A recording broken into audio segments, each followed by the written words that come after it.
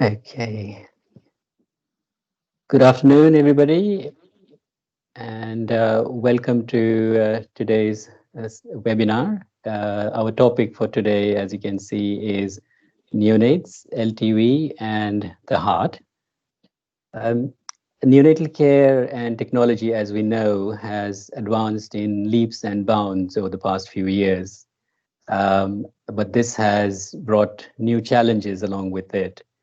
And it highlights again the need for specialists to work together. And these webinars again highlight once again that the importance of collaborative working between specialists is all the more important now to deal with these new challenges which are coming up. I would like to thank Aerogen as well at this point for sponsoring this webinar today. As I mentioned earlier, the topic for today's webinar is neonates, LTV, and the heart. And we've got specialists from Evelina Children's Hospital who will be doing their presentations. The first presentation is going to be by Dr. Simona Turcu, who is a pediatric respiratory consultant at Evelina Children's Hospital, along with Aisling Phillips, who is the lead neonatal outreach nurse at Evelina London. Followed by a presentation on pulmonary hypertension associated with preterm birth by Dr. Sadia Quyam, who is a consultant pediatric cardiologist at Evelina Children's Hospital. As usual, as you must have seen on the slide earlier, you can ask your questions through chat, or we will take your questions at the end of the presentations. So now I would like to welcome Dr. Simona Turcu and Aisling Phillips to do their first presentation. Yeah. Hi, I'm Aisling Phillips. I'm the lead nurse for the neonatal outreach team here at St. Thomas's Hospital, and I'm very much involved in the more long-term complicated ex-preterm babies. So this has been my interest, progressing these neonates throughout the neonatal unit and hopefully preventing a lot of them from ending up on long-term ventilation if we can look at it from different ways. Okay. So the objectives of my talk really is kind of raising awareness of involving the respiratory team when a neonate is 38 weeks gestation and still requiring respiratory support. I think sometimes we have a lot of babies that we still are supporting at 38 weeks gestation, and we seem to push them, but actually this is a crucial time to get all the teams involved. It's the importance of collaborative working. Unfortunately, on a neonatal unit, there's a lot of challenges when we bring this up because it's a different way of working with these babies on the ventilator. You know, our main aim is always to extubate and try as quickly as possible to get them onto a form of non-invasive ventilation. Some of the challenges that we face on the neonatal units is a lot of these babies are less than 5 kilos when they get to 38 weeks gestation. And the issue with that is there isn't a machine out there, non-invasive, to go home on. Everything is based on the neonatal unit up to 5 kilos. There's also the difficulty in the setting and following the slightly longer term plan, because again, it's going against extubating your baby onto CPAP, onto nasal cannula, oxygen, and home. There is some other steps in between, which I will go through as we go out through this. So it's a different way of looking after these babies. Again, we've spoken a lot about the interphases and the challenges, again, we face with all the smaller babies. The other one of the big things when we look at babies at 38 weeks gestation is their growth. And it's really important to grow them. And if we're rushing to extubate them too quickly and letting them run with high CO2s, we hinder their growth. So again, it's just holding them on some form of support to encourage, to help them to grow so that we've the best outcome and the best option of getting them home without having to be on a ventilator. And again, looking at the different, improving our measurable parameters, looking at CO2, O2, again, when the baby gets to term, there's lots of variations out there. Should an ex-preterm baby be running a CO2 of 8 when they're term, or should we be aiming to get it below 8? There's no, it's these kind of things that come up day in, day out on the neonatal unit, and hopefully over the next 2 talks we'll be able to, put some suggestions out there and people can work with us. And there's always that huge question of a tracheostomy. How long do you keep an ET tube down a baby? You know, looking at the overall, their development, their quality of life. Should we be getting in sooner to the babies that we know we can't get off support? And again, this is a huge issue in all neonatal units. And where do we look after these babies? I mean, not all babies are going to be in a tertiary unit. What happens to the babies that are in level 1 at 38 weeks? Should every one of them be referred in, or is there something that can be done locally? And then, of course, there's the ethics. You know, that's always kind of anxiety around these babies because there is a lot of comorbidities. The referral criteria for a lot of neonates, I've really just put this together, and that's really just from ourselves. What we recognise, we've set out that when a baby is 38 weeks gestation and they're needing still respiratory support, that triggers us to talk to the respiratory team. We also know that they should have significant lung disease if they're still on respiratory support at 38 weeks. And usually we would have a good chat about them and they'd be reviewed about the respiratory team. Not all babies can be, you know, we work together with them, but a lot of the time if they're very sick on NICU, we have to continue with the intensive care. But it's good to have the backing of the respiratory team. And one of the things around the 38 weeks gestation is also to remember, you know, it's important they have an echo because there may be plus or minus some pulmonary hypertension. And part of the referral criteria is always to look at the airways as well, particularly these babies that have been tubed for quite a long time. So I thought I'd give you an example of 2 case studies just to kind of explain to you when it goes horribly wrong, when we don't do things right, and then the other cases when we do get it right. And just this kind of highlights to you the different ways of managing these babies. So case 1 is a little baby born at 24 plus 6 weeks, and she weighed 694 grams. In her whole life, she was ventilated for approximately 140 days. Initially, she was on volume guarantee ventilation, did really well, extubated onto SNP, CPAP, however, was reintubated on day 12 due to sepsis. Again, back on volume guarantee ventilation, but deteriorated and was on high frequency oscillation with some nitric. Extubated again on day 24, back onto SNP, but needed several reintubations with volume ventilation over the next 51 days. She had some dexamethasone given on day 51, extubated again on day 86 onto SNP for 12 days, CPAP for a month. However, she had an increasing CO2 and pulmonary hypertension. This would all coincide with her coming up to 38 weeks. So respiratory and cardiology team were involved. Day 134, we started SNP again in an attempt to decrease the CO2. She had a rising CO2s going between 9 and 11, which I know can be acceptable in a neonate. We often say 9, 10. However, she kept running really high. So we decided that we'd start her back on SNP to support her and see if that would help to decrease her CO2. We also commenced some diuretics. An echo then performed did show pulmonary hypertension. There was another further deterioration on day 48, reintubated, high frequency, back onto pressure ventilation, which she remained in 100% oxygen. Again, nitric oxide was recommenced. There was a trial of Melrelum, but this had no effect on decrease in her ventilation. Sildenafil was commenced, which gradual weaning of the nitric did happen. She remained very unwell on high pressures and multiple discussions with the family, and she died at 183 days of life, and she was 10 weeks and 2 days post-term.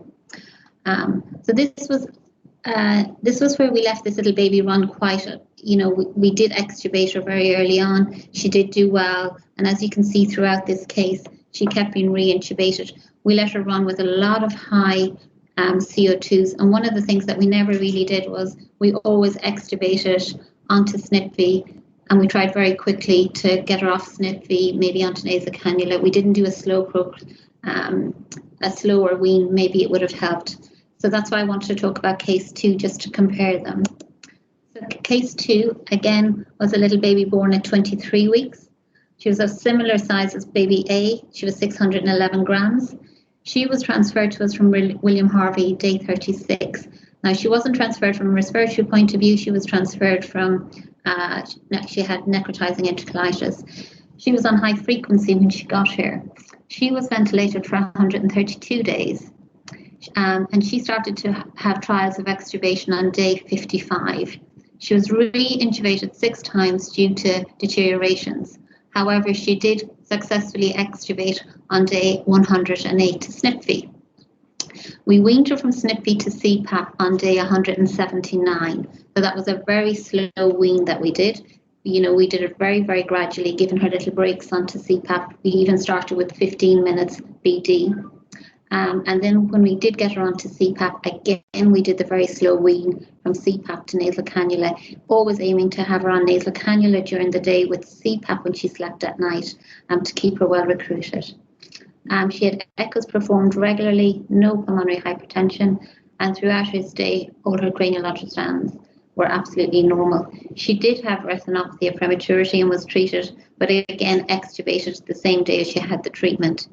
And from her gut point of view, she did undergo a laparotomy with a stoma reversal, again, coped really well. Quite a lot of sepsis throughout her stay. But the interesting thing with this baby was we did such a slow wean. I think it went over 3 months in total. She was discharged to her local hospital, and she did go home a week later on her nasal cannula oxygen, and has gone on to come off the oxygen and do very well.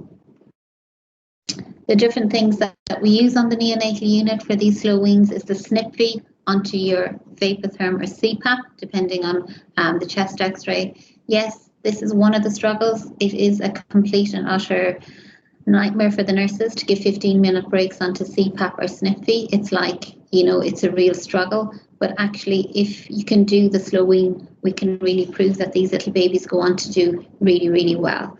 There's a little picture of the nasal cannula oxygen. And then for those babies that we can't manage to wean, once we get them to 5 kilos, we do look at working them up to go home on a trilogy.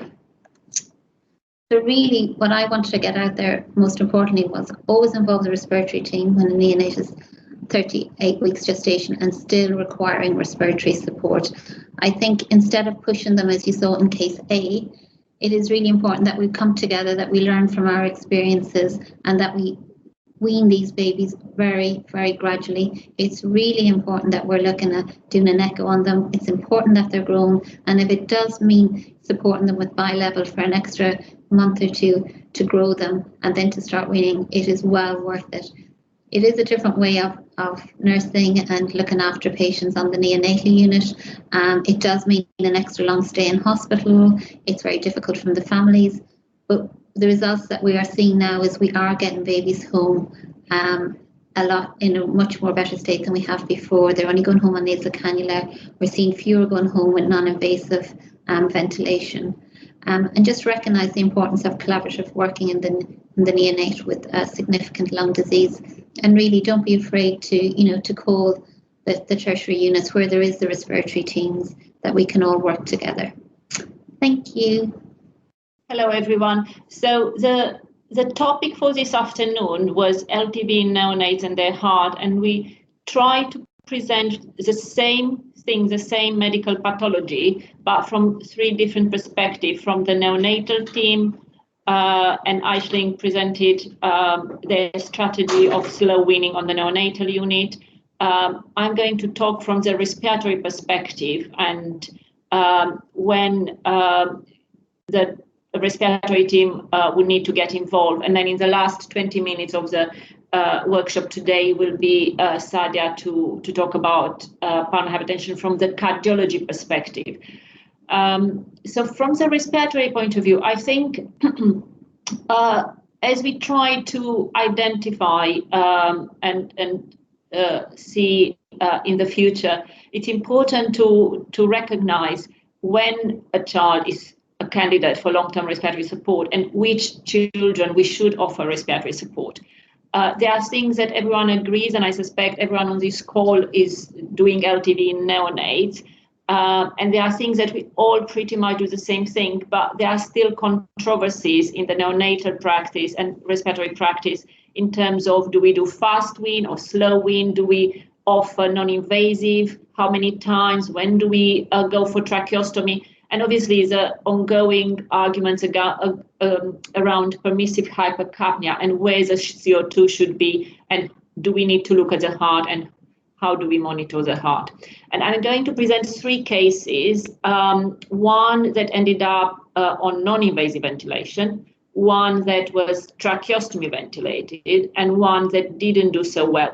And in essence, they all have the same issue. They were born prematurely, they had chronic lung disease, and they had pulmonary hypertension, and still they had very, very different outcomes. And is it anything there that can help us to try to anticipate, to predict what the management is best for some particular patient? So the first case was admitted to Evelina between April and July 2019, was born prematurely at 23 plus 6, was twin 2, twin 1 died, and was delivered at St. George's because that was the only tertiary neonatal bed. The family were from Woolwich, so quite a far away distance from Woolwich. There was a twin-to-twin transfusion syndrome, and this baby was a recipient. It was intubated, oscillated, had pulmonary hemorrhage, extubated on day 47, so early, I would say, but continued to remain on respiratory support, was on SNP for 2 weeks, then because of the skin breakdown on the face was changed to CPAP, then on high flow nasal cannula oxygen, then was weaned to just nasal cannula oxygen with some help from steroids. So it all looked pretty good in an ex-prem that was managed to be weaned to nasal cannula oxygen. The child needed support with nasojejunal feeds and was moved closer to the home from one tertiary center to King's because Woolwich would not accept nasojejunal feeds. So was eventually converted to nasogastric feeds and stepped down to Woolwich for discharge. An ex-prem discharge on nasogastric feeds and nasal cannula. But things didn't go so well. He actually didn't last on nasal cannula and soon ended up on high flow nasal cannula oxygen, went to 13 liters, 60% oxygen. And it was when one of our cardiologists who does an outreach clinic in Woolwich did an echo and found significant pulmonary hypertension. And the referral came from the cardiologist more than the team in Woolwich.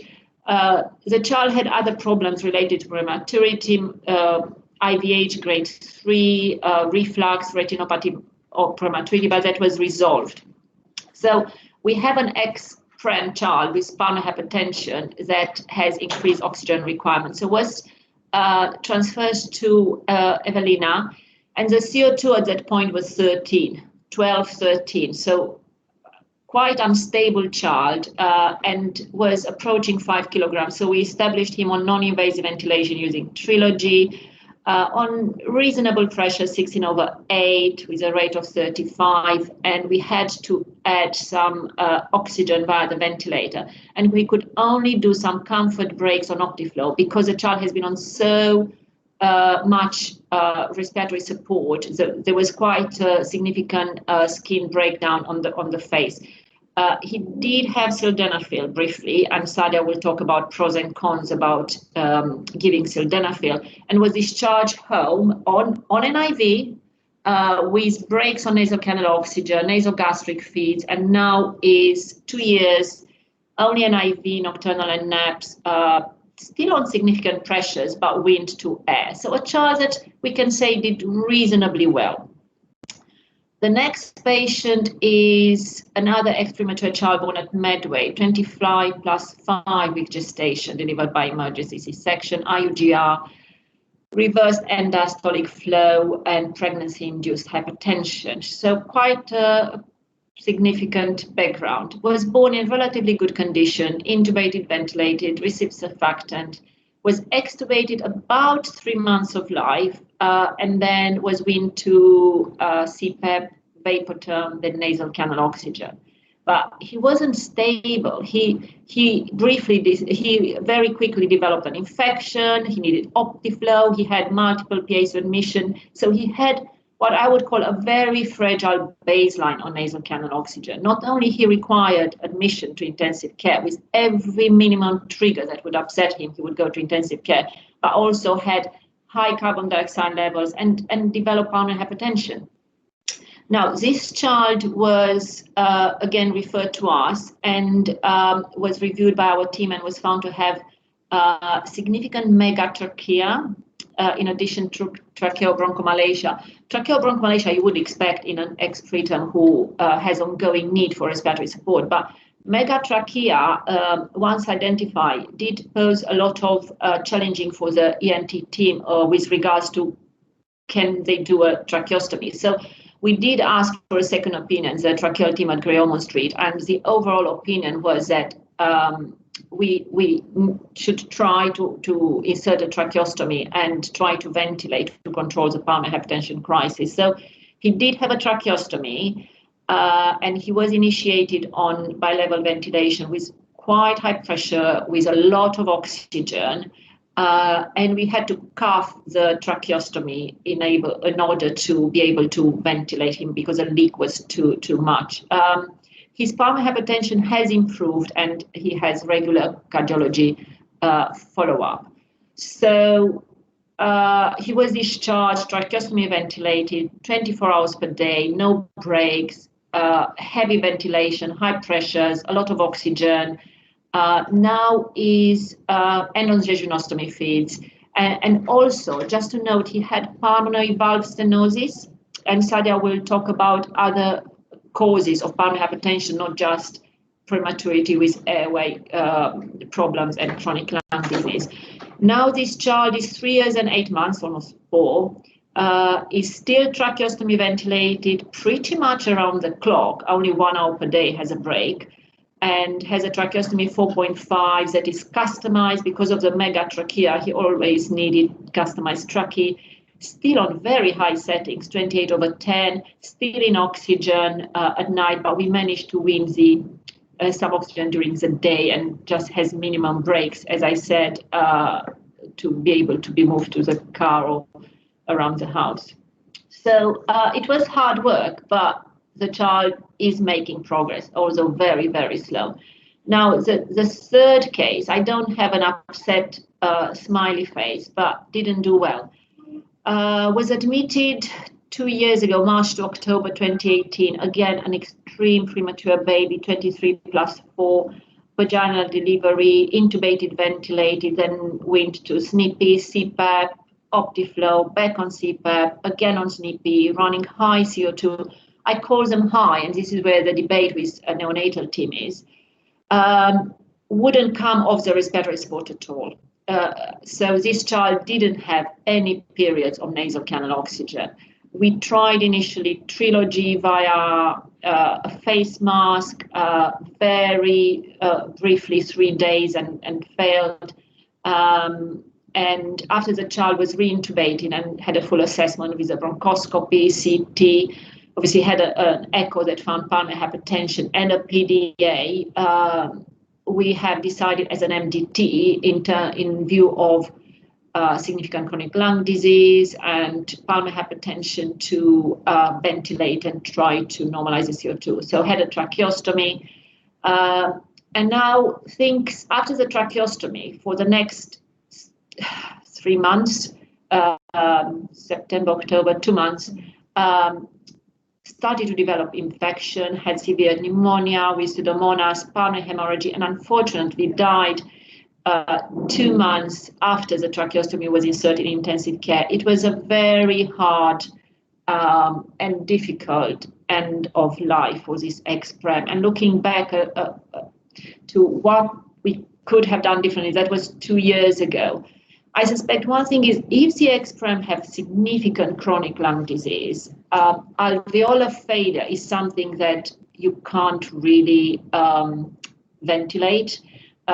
So you can do a tracheostomy and sort out airways in a way. If the chronic lung disease is moderate, you can ventilate. But when the alveolar fails and you get infection and massive sepsis and pulmonary hemorrhage, is something that it's very difficult to reverse. and whether we should have done a tracheostomy earlier and not try an IV and not leave this child for so many months on various forms of support and machines they are available on neonatal unit until the child develops pulmonary hypertension is difficult to comment looking backwards, but alveolar failure is definitely something that is hard to correct. So these are my 3 cases, and I think we all can agree that we have come a long way from the very early iron lung ventilator to all the new modern ventilators, and the companies are now competing to produce more sophisticated trilogy. Evo is coming, NIPI4 is coming. Obviously, it's an open market, and they all try to provide and help us with better ventilator, and we can ventilate them. We have come a long way with all sorts of interfaces, and there are various mask, nasal mask, face mask for non-invasive ventilation, and we are clearly getting better at providing non-invasive ventilatory support for these babies. We get rural support, initially face-to-face, now more virtual for children to help them when they go on long-term ventilation. And I put this to babies just because the one on the left is on non-invasive, but you can see can sit up with support, but has a little bit more tone. And the neurological component is very, very important to dictate in a way what kind of support we need, whether non-invasive or invasive. The patient on the right has no anti-gravitational movement, is completely floppy, and obviously is on tracheostomy ventilation around the clock. So very different scenario for these children. But I think where the debates are, how hard do we need to ventilate? Do we need to chase CO2? Do we need to run through numbers? Do we use our clinical common sense? What does the literature say? And the literature, I divided them into two groups, two camps. So on the left, there is a group that says, if we ventilate harder and try to normalize the CO2, we may cause lung injury. And this is how the concept of permissive hypercapnia was born. There is no point to look at CO2, let it be. If the tidal volume are fine, if FiO2 is good, and the child is clinically stable. But this clinically stable can be fragile or stable. And I think this patient express when they go on nasal canal oxygen for a day and we think they are okay, they are stable, but actually they are not, because the first infection pushes them into intensive care. And then where is the limit? Do we go to 12, 13 more? Where is the limit for the CO2? Then we have the other groups, and there are many papers in the literature. I only put one citation, but that says that permissive hypercapnia actually does not reduce the rate of chronic lung disease in these extremely preterm babies. And the rate of mortality, IVH, periventricular leukomalacia, necrotizing enterocolitis, and retinopathy do not differ. They studied two groups. So there's, on the other hand, there is no point to allow the CO2 to go up and think, oh, you don't damage the lungs, because permissive hypercapnia does not bring extra benefits. So where do we aim for the CO2? So I could not find any literature that tells us where CO2 should be. But what we have learned, and what I can only tell you from our practice here, that we try in a patient that is approaching term, so 36, 37, 38, and that term, obviously, we try to run below 7.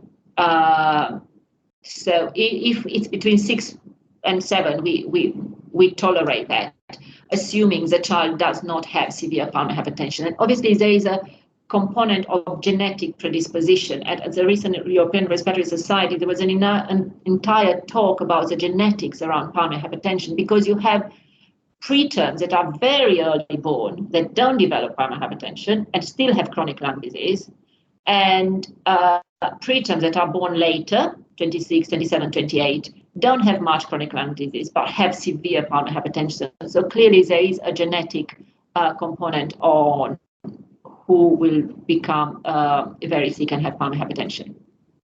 So to help us, last year, there was a consensus statement on the diagnosis and treatment of pediatric pulmonary hypertension that included exprems and neonates, and I will just present a few statements that I think are relevant for our topic today.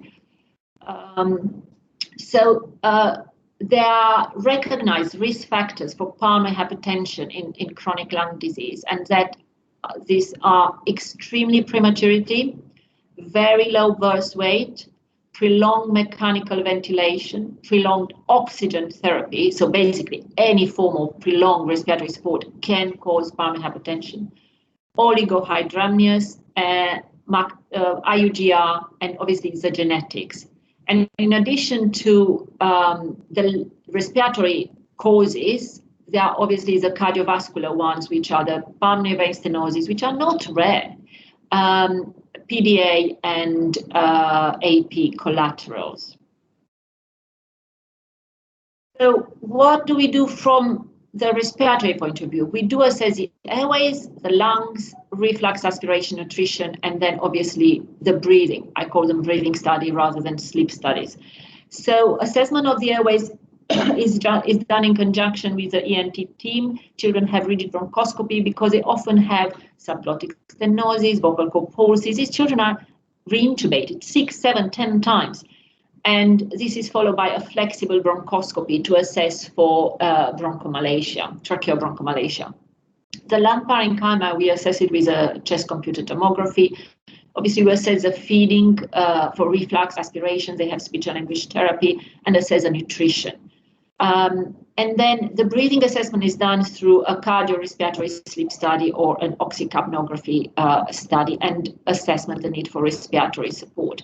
And then the question is, where do we want their baseline to be? Do we want them to have just to push the weaning very fast, get them on minimum support because that would make them go home, but they go home with a fragile baseline? Or we take it slowly, intubated, ventilated, extubated into SNP, then CPAP, then high flow nasal canal oxygen, then nasal canal oxygen. And then, yes, will take 3 months like Aisling presented, but you get a solid baseline that will make them more resilient when they go home. And I personally prefer the solid baseline. There are many studies that showed that pulmonary hypertension in preterm infants with chronic lung disease is higher as the chronic lung disease becomes more severe. And that's just an example of one of the studies. And there are, again, a lot of studies that show that pulmonary hypertension impacts the clinical outcomes. The mortality can be high, and Sadia will present her data from the cardiology perspective. And yes, pulmonary hypertension with a child that is officially ventilated can improve in time in neonates preterm, but the long-term consequences remain unknown. So what do we do? The most important thing is to screen, to be aware of pulmonary hypertension in moderate severe chronic lung disease, to assess the respiratory disease and decide what kind of support you want to offer. And about pulmonary hypertension therapy, there are many debates around sildenafil, and Sadia will cover them in the next talk. So to conclude, it's a very fine act, and we have to be careful with case selection and again with weaning. Do we go slow? Do we go fast? Do we skip one of the stages? Do we extubate into high flow nasal canal oxygen, for example? Do we offer mask or do we go for tracheostomy? And we always try to offer mask, non-invasive first. It is a long process, and it does have a huge impact on neonatal critical care units and further down the line on pediatric intensive care units. LTV in exprem neonates is something that is going up in numbers. We are better at NIV, and we do more NIV in exprems now. The interfaces are getting better. The outcomes do depend on the underlying condition and pulmonary hypertension. So just to raise awareness, really, and be aware that pulmonary hypertension means longer hospitalization, high medical cost, high mortality, extremely high risk when they are having dural anesthetic, and we have to screen and treat. and thank you very much for listening. This is one of our patients who was born with no larynx, had laryngeal atresia, and had tracheostomy and ventilation because below the airways were quite malicious, but it's now 2 to 3, and then came off the support, so it's off LTV completely, and is having laryngotracheal reconstruction, and hopefully the tracheostomy will come out, but it's in a few stages. But the future is there. We just have to be careful how we wean them and monitor them. Thank you so much. Thank you very much, Dr. Turcu and Aisling as well for that very, very interesting presentation and very interesting perspectives on neonatal weaning and permissive hypercapnia. And I can see that there are quite a few questions already being put to us. What I suggest is if we could have Dr. Sadia's cardiology perspective as well on pulmonary hypertension associated with preterm birth, and then we will take all questions related. So, Dr. Sadia. Good afternoon, everyone. My name is Sadia Quyam, and I'm a consultant pediatric cardiologist here at the Evelina London Children's Hospital. So I've got around 10 minutes, and I'm going to be talking to you about pulmonary hypertension that's associated with preterm birth. So not necessarily in prematurity, but in those patients when they're a little bit older. So the best place to start is to think about what pulmonary hypertension is, how we define it. So there is a hemodynamic definition of pulmonary hypertension, which is a mean pulmonary artery pressure of greater than or equal to 20 millimeters of mercury at rest, as measured by right heart catheterization. In practical terms, it's very rare that we measure right heart pressures in children, particularly those who've been born prematurely. And so the diagnosis is usually made by echo, but it's certainly not the gold standard and doesn't meet the hemodynamic definition. But for practical purposes, the best way to consider it is probably as a syndrome of raised pulmonary artery pressure, where there are other effects on the heart associated with that increased pressure, and those are mainly felt in the right ventricle, which then goes on to determine the outcome and the functional capacity of the patient. So thinking about the causes of pulmonary hypertension, you can find tables, including the WHO classification, with more than sort of 20 to 30 individual causes of pulmonary hypertension. But for the purposes of managing our patients, the definition or the way of looking at causes that I find most useful is a much more physiological way of looking at it. So if we think about high pressure, which is what pulmonary hypertension is, it can either be due to high resistance, and that resistance is in the very small distal blood vessels of the pulmonary vasculature.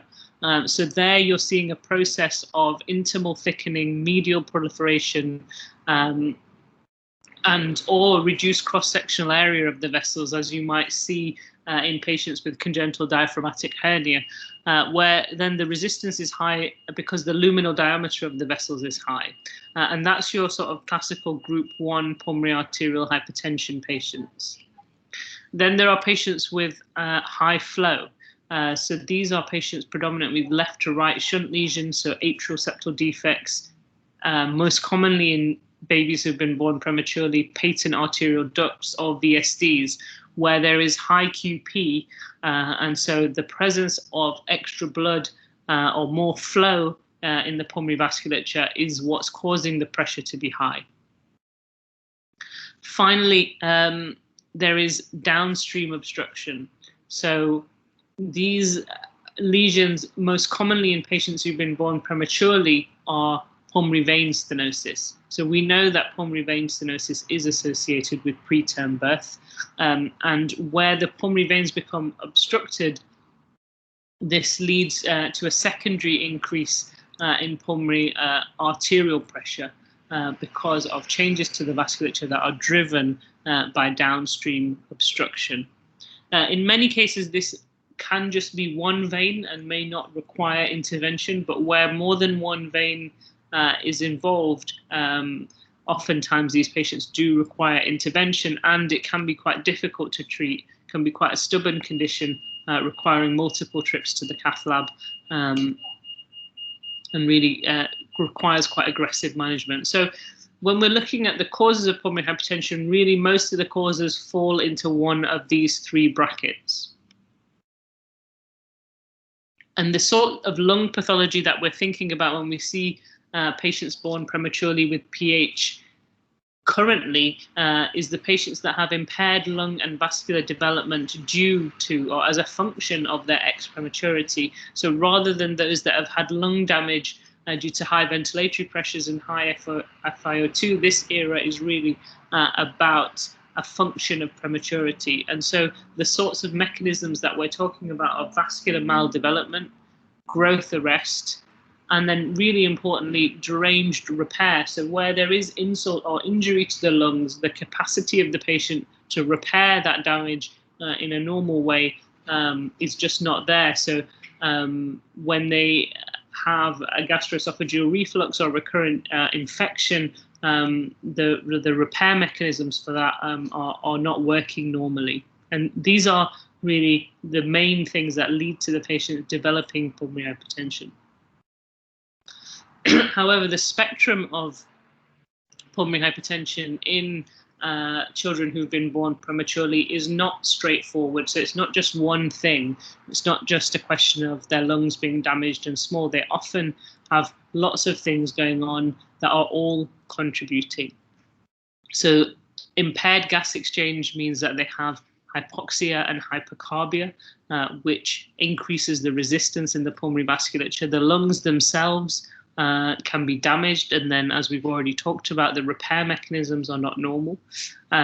They frequently do have pulmonary vein stenosis, and if you look at the picture on the bottom left, that's a CT scan showing bilateral pulmonary vein stenosis, and the one next to that is showing a large arterial duct. So you've got in one patient high resistance, high flow through the arterial duct, and also downstream obstruction in the form of pulmonary vein stenosis.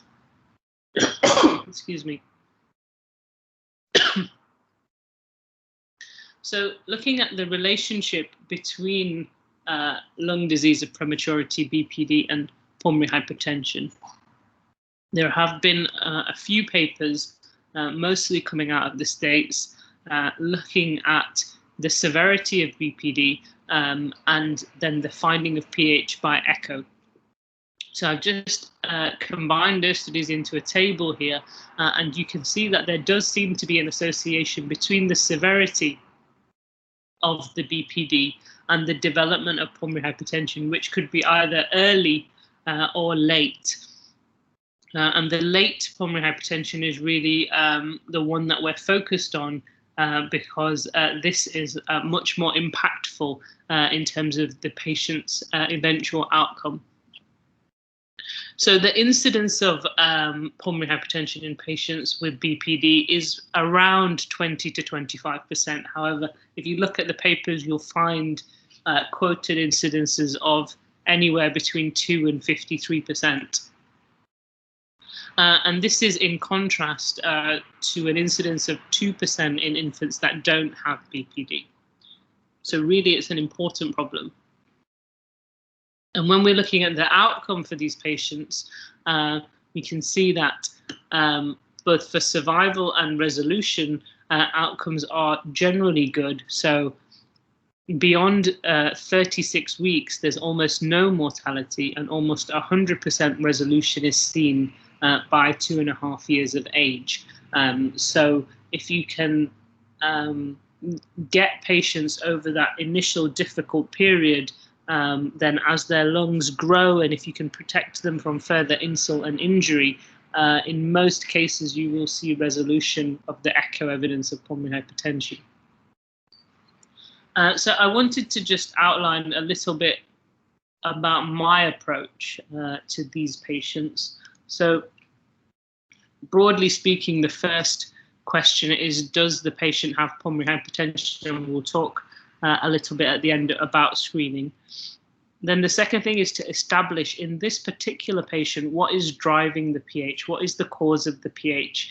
So how much of this is caused by the patient's underlying lung disease and how much of it is because of high flow through an arterial duct or pulmonary vein stenosis, and then what should we target? And the reason that's important is because if there isn't high flow through, for example, an arterial duct, but there is another important cause, then the duct may actually be helpful in relieving the pressure in the pulmonary artery and enabling the right ventricle to function normally. And as I mentioned before, it is that right ventricular function that determines the patient's survival and their functional capacity. And then you want to somehow stratify the severity and answer the question, how bad is the pH, so that you can firstly decide whether it's in proportion with the degree of lung disease or pathology that you're attributing it to, and then also so that you can target treatment appropriately. So to answer the question, does the patient have pH? Firstly, as I mentioned, it's rare for us to do cardiac catheterization in small babies. So echocardiography is really the mainstay of establishing the diagnosis. We won't go into too much detail, but there are various echo parameters that can be used to determine the presence of pulmonary hypertension. And echo, of course, can also be used to determine causes such as pulmonary vein stenosis and patent arterial ducts. And then looking at the cause of pH, there is a recent AHA ATS guideline on pediatric pulmonary hypertension, which is very clear that the evaluation and treatment of lung disease, including assessments for hypoxia, aspiration, structural airway disease, and the need for changes in respiratory support are recommended in infants with BPD and PH before the initiation of targeted PAH therapy.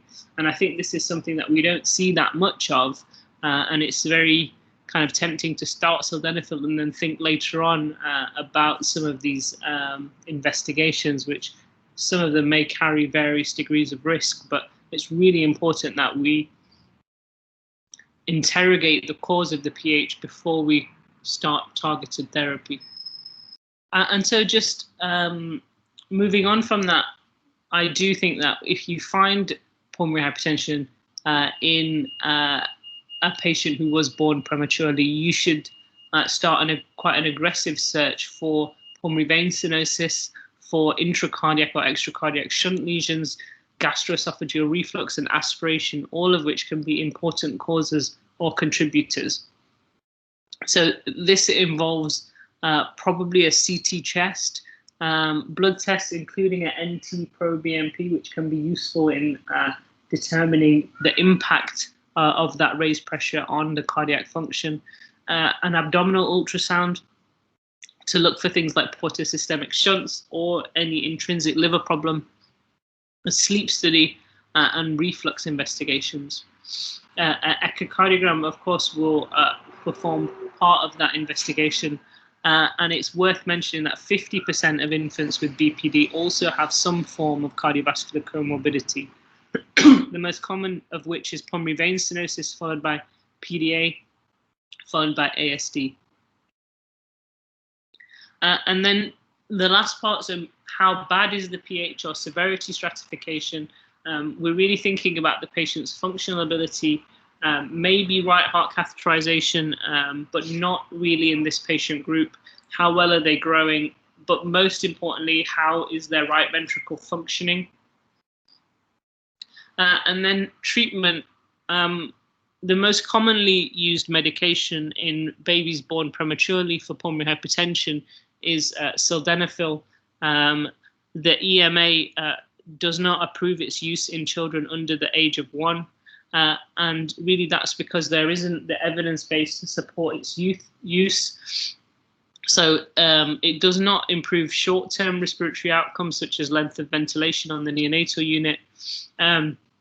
Maybe you do see some echocardiographic improvement, but really is that the outcome that you're targeting for your patient, or do you want something better than echocardiographic appearance improving?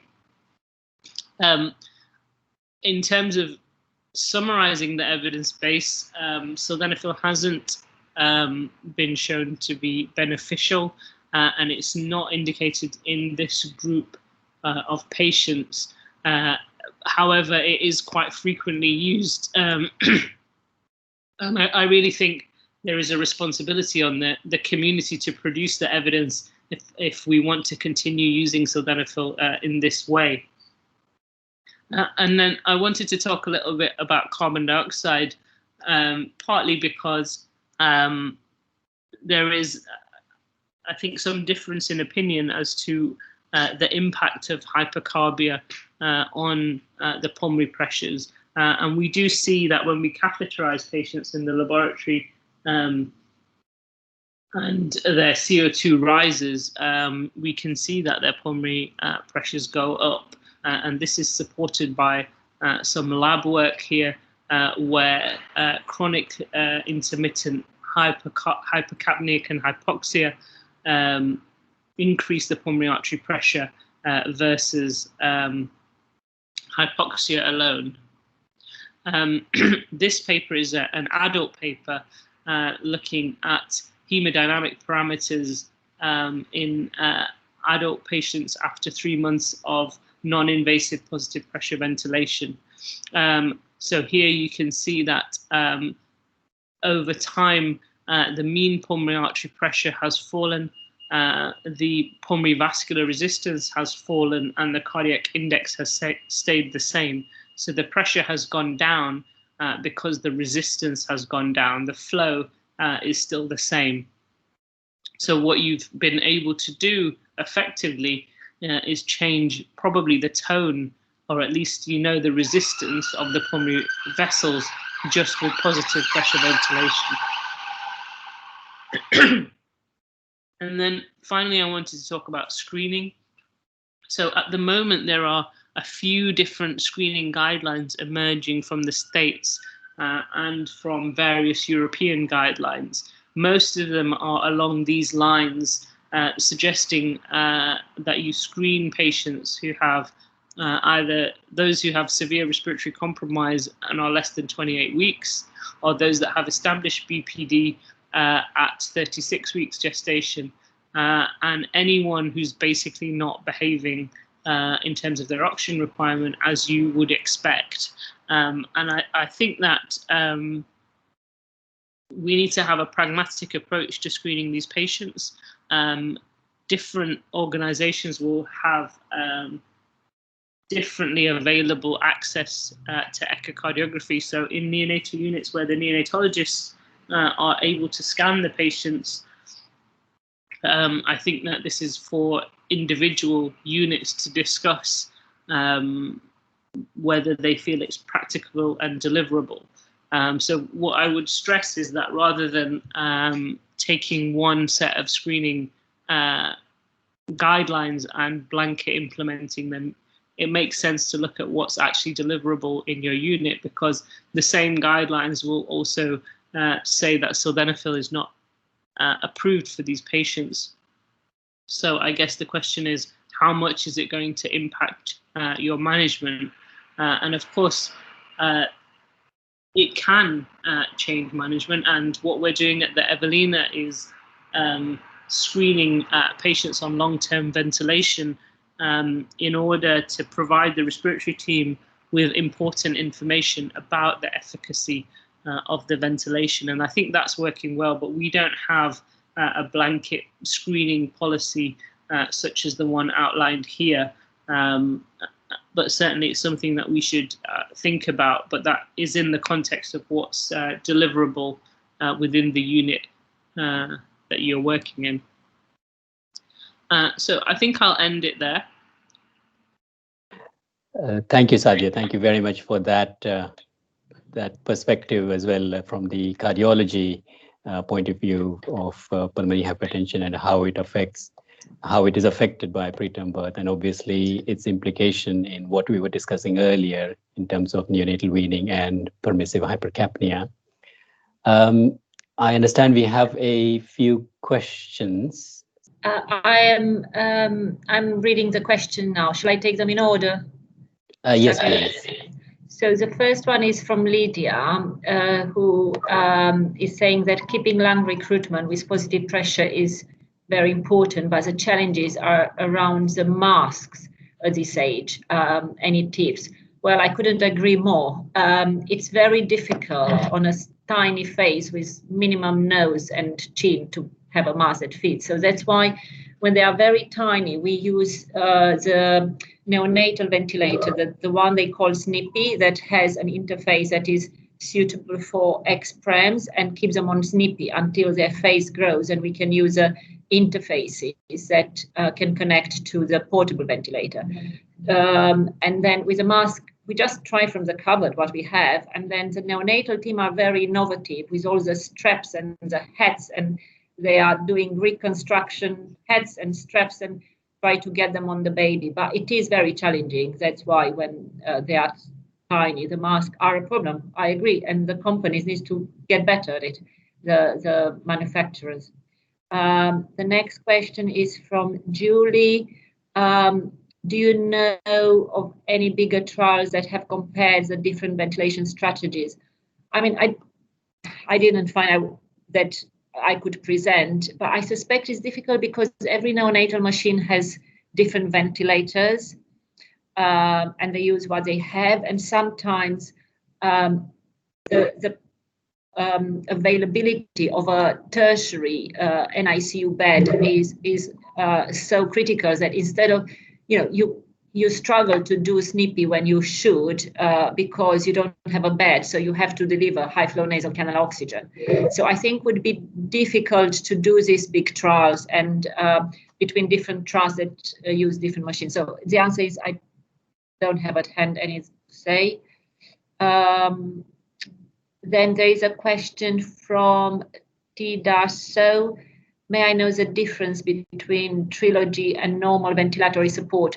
So the neonatal team have what we call the neonatal SNPI, CPAP, which is a CPAP, isn't it? And high flow nasal canal oxygen that they call Vapotherm. So they are neonatal ventilators for small babies, but they are not portable.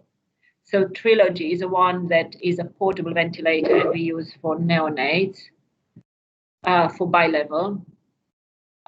Then Christopher Edwards from Leeds asked, case 1 has done well on high flow and NIV, but just curious why we didn't trachea him, because mom refused. So it was difficult to NIV. We did suggest trachea. It took forever, but mom declined tracheostomy. So that's why. At one, Christopher Edwards from Leeds again asked at 4:27, at what point does the panel think a child stuck on high flow should be considered for tracheostomy? High flow nasal canal oxygen. I suspect we would, they need to be 5 kilos for us to really have a serious go at mask ventilation. Now, would we consider tracheostomy LTV? Yes, if the child is really not stable on high flow and, every little infection pushes him into neonatal intensive care and the pulmonary hypertension is bad, yes, we would consider trachea early. So depends. My answer would be yes, early trachea if the child is actually not stable and has severe pulmonary hypertension, because the pulmonary hypertension is not going to be reversed with high flow nasal canal oxygen in a bad neonate. Bad significant lung disease. Are there any questions for Sadia or Aisling? I think I can just see one about when we would recommend a CT chest with contrast. Mm-hmm. So I think that the first question is when you would consider echocardiography in these patients, and I think that one's probably trickier. So I would consider a CT chest with contrast if I was not sure that the pulmonary veins were completely unobstructed on echo. But I think the trickier question is for which patients you routinely do an echo, and also when. And then if you do it, when do you repeat it? And I think that that's something that each kind of unit has to work out internally, because it's a balance between what you might consider the gold standard for these patients and what's actually deliverable. Do you have any more questions? Marilyn, Looks like yes. there's one more question for Simona there about the weight that you would consider trialing them on a portable ventilator. Astral I thought I trilogy. mentioned it before, 5 kilos. 5 kilos. I mean, 5 kilos. We do try at 4.8, 4.9, but really when we tried at 4.5-ish, we weren't very successful. And then family and the team feel that NIV failed when actually we tried it too early. So we try not to fail at 4.5 and wait around 5 kilograms. Okay. For non-invasive, sorry, yeah. If the child needs a tracheostomy for airway reasons, or the pulmonary hypertension is bad and the tracheostomy is in, then yeah, we try earlier. Yes, Abel, yeah. I'm Dr. Abel. I'm one of the respiratory physicians at Great Ormond Street. I just wanted to comment first about the weight. I think the limiting factor is more the mask than the ventilator, especially with the new generation ventilator like the Phillips Evo that is coming, replacing the Trilogy recently. They market to 2.5 kilos in terms of portability when it comes to ventilator. But your issue will be about mask. But potentially with the tracheostomy, that will be possible in younger children. And to go back to the question about Sadia, I think, as you said, there's a lot of people who have cardiovascular issues like PDA, ASD, pulmonary stenosis is very common. We see that all the time. You've been here enough to see that. We see that very regularly on our imaging meetings. So I think, yeah, I would go non-invasively with echo.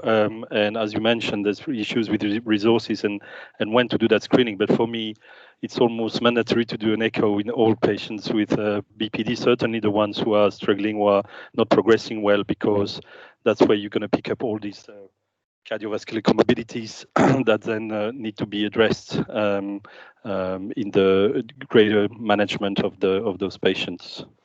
Dr. Turcu, do you want to comment, or Sadia, do you want to comment on that, or you're happy? I mean, just wanted to say, I think it's very hard for tertiary neonatal units who don't have access to ENT, respiratory and cardiology on site to manage the severe prematurity. I think it's very, very challenging. And I know there are neonatal consultants who do scans and have activities, and that's great. But I think tertiary centers that have on site ENT, respiratory and cardiology are just very fortunate. So I think it's challenging for neonates who don't have them on site to provide everything. I just would like to make also another comment. Is reacting to what Simona had said earlier. There will be a subset of families who refuse tracheostomies, even though from a medical point of view, that's always the easiest way to ventilate a patient.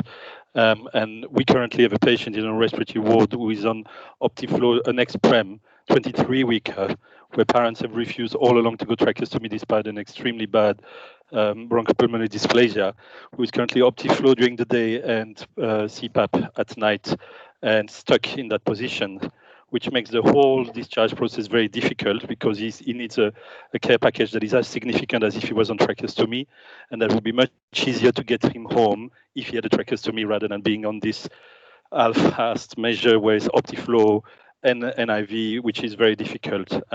So there will be some group of patients where there's going to be difficulties around convincing the usefulness of tracheostomy, and then you end up in situations that are actually a bit more difficult because you don't have a secure airway. Yeah, I would just support Francois' comments relating to the importance of echocardiography in these patients, and I think the real challenge is how we as a community of people that look after children, how we ensure that the resources are available to provide that screening if we think it's important. So whether it comes from neonatologists themselves developing the skills to be able to identify something like pulmonary vein stenosis with confidence, or whether the cardiac centres are kind of have the responsibility to provide that service in the outpatient setting, or whether and what the role of the national service is in supporting that, and the national PH service in supporting the development of that sort of screening program. It's not a small undertaking, I don't think. Thank you for that, Sadia, and thank you, Francois, for your comment.